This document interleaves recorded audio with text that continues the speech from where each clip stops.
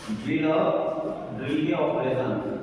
ये हमारे पास क्या रखा हुआ है, ड्रिल बिट रखा हुआ है। कौन सा टाइप का है ये ड्रिल बिट? To flute.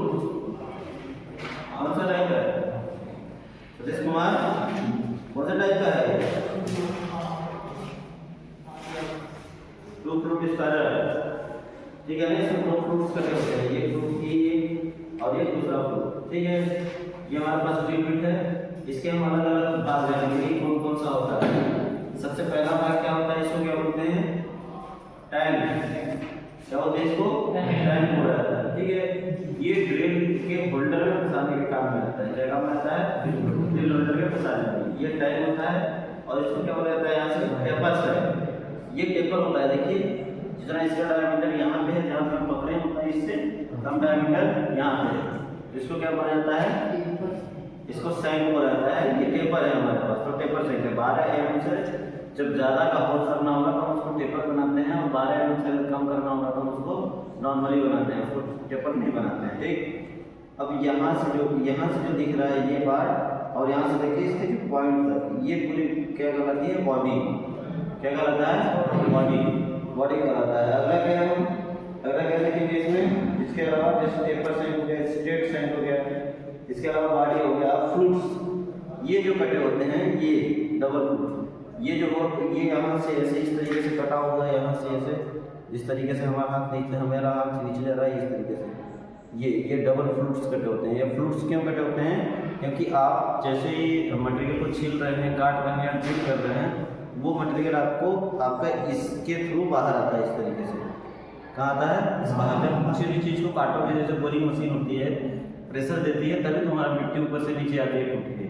इसी तरीके से जब इसमें काटते हैं इस पॉइंट पे, ये कटिंग एंगल हमारा होता है, यहाँ से काटता है, ये छिलता है, ये इस तरीके से। जब यहाँ से इस तरीके से ये काटेगा तो जो छिलका होगा वो इस तरीके से बाहर निकल जाएगा।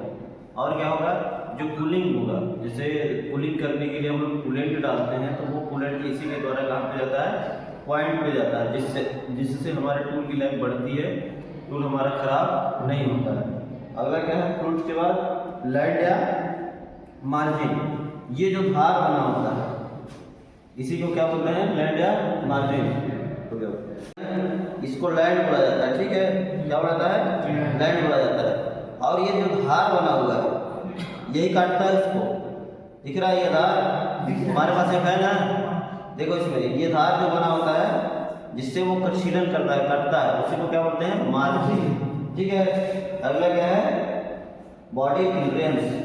जो इसमें ये दिया रहता है, ये जो देखो, इसको बॉडी क्लियरेंस बोला जाता है। ये यहाँ पे ये पूरे बराबर में इसके नहीं होता, यहाँ इस तरीके से। अगर यहाँ तक बराबर होता तो क्लियरेंस नहीं होता। यहाँ पे इतना ज़्यादा ऊपर तक दिया जाता है, यानी अगर यहाँ से यहाँ तक एक एंगल खींचा जाए तो एक एंगल यहाँ पे बना होता है, ये ऊपर में थोड़ा सा दिया जाता है, ताकि केवल इसका नोज जो पॉइंट है, पॉइंट वाला, ये पॉइंट सिर्फ टच करे, बाकी यहाँ पे छीले हो। इसको क्या बोलते हैं? Body clearance. यहाँ पे अगर इस तरीके से लाइन खींच दिया जाए ऐसे, ये जो क्लियरेंस होता है उसको क्या बोलते हैं? Body clearance. इसके बाद पॉइंट, ये पॉइंट एंगल होता है, ये लास्ट वाला, ये इस तरीके से, ये यहाँ से लेके यहाँ तक एक एंगल होता है, उसी को पॉइंट बोला जाता है, जो सबसे नीचे होता है। जैसे अगर हम यहाँ पे इसको नीचे रख रहे हैं और इस तरीके से अगर इसको ड्रिल कर रहे हैं, तो जो टच कर रहा है पॉइंट, उसी को क्या बोलते हैं? पॉइंट बोला जाता है। ठीक है, अगला क्या है? हिल। ये पॉइंट में जो पिछला वाला भाग होता है, ये वाला भाग, ये क्या कहलाता है? हिल। क्या कहलाता है? हिल। इसके बाद वेज होता है। ये जो लाइन होती है, नहीं, ये जो लाइन होती है इस तरीके से, और ये जो लाइन होती है, इन दोनों लाइन को अगर खींचोगे एक दूसरे में, और फिर इसके बीच में जो डिफरेंस होता है उसको क्या बोलते हैं? वेज बोला जाता है। और टैंक कौन सा होता है? ये ऊपर वाला, इसको क्या बोलते हैं? टैंक। ये पकड़ने के लिए बनाया जाता है। इस तरीके से क्या है? ये इसमें देखो लिखा हुआ है 25 OHSS high speed steel, 25 mm की है ये, इसका आउटर डायमीटर, और ये हाई स्पीड स्टील की बना हुआ है। उस पर क्या लिखा है? 205 HSS हाई स्पीड स्टील। 205 नहीं होगा, वही है सर, देख लीजिए 25 होगा। 205 है, वही है। देखो इतना मोटा तो कहाँ है? 20.5 है ये 20 का है, ठीक है, ये 25 का है, इसका डायमीटर है ये। आ गया समझ में?